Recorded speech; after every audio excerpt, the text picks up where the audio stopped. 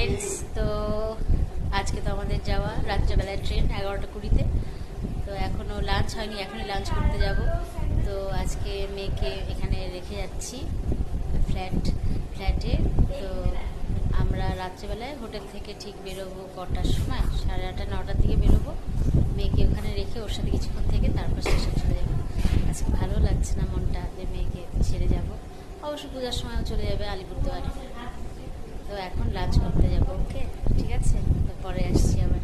তো এখন হোটেলের বাইরেই দাঁড়িয়ে আছি। আজকে তো একটু ঘুম হয়নি, মেয়েকে নিয়েই ছিলাম, গল্প করছি, কারণ আজকে তো ওকে ছেড়ে যাব। ট্রেন তো বলেইছি তোমাদের আগে, দেরি আছে 11:30। তার আগে ও যেখানে থাকবে সেখানে যাব, কিছুক্ষণ থাকবো, তারপর ওকে সব বুঝিয়ে শুনিয়ে চলে আসবো। আজকে দিনটা বড়ই কষ্টের। এখন মেয়ে তো আবার যাবে আলিপুরদুয়ারে, পূজার সময় অবশ্যই যাবে। আমি তো আসবোই, এখন মেয়ে এখানে আছে, বারবারই আসতে হবে। আজকে কিছু চুলও আশ্রয় নিয়ে আমি কিচ্ছু ভালো লাগছে না আজকে। ঠিক আছে, এখন চা খেয়েছি, বাইরে দাঁড়িয়ে আছি। তো আমরা এখন স্টেশনে বসে আছি, চলে এসেছি স্টেশনে। গাড়ি এখনও আসেনি, কলা থেকে যাবো, তো মেয়েকে ছেড়ে আসতে হলো। খুবই কষ্ট হলো এরকম। মানে আমাদের মেয়েকে কোনোদিনও ছেড়ে থাকিনি, এই প্রথম।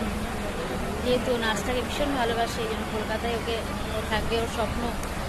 এই জন্যই কলকাতায় ওকে রেখে আসলাম ফ্ল্যাটে।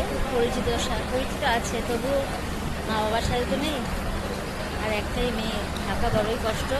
তো মেয়েকে ফিরে আসলাম, এখনও ট্রেন আসেনি, মেয়ের সাথে ফোনে যোগাযোগ করছি। তো আজকে এটুকুই থাক, ট্রেন এখনও আসেনি। তোমরা ভালো থেকো।